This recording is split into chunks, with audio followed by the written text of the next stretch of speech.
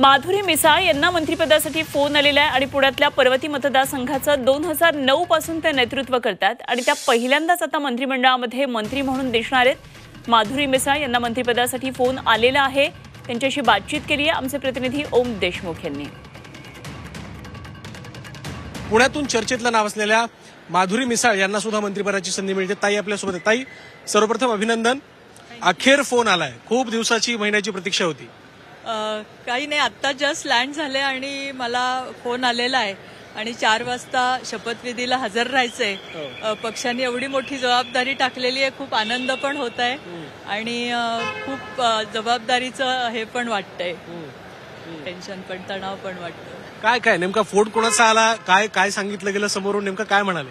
आमचे प्रदेशाचे अध्यक्ष बावनकुळे साहेबांचा फोन आलेला आहे आणि त्यांनी अभिनंदन केलंय आणि आम्ही 4 वाजता शपथ घेऊ।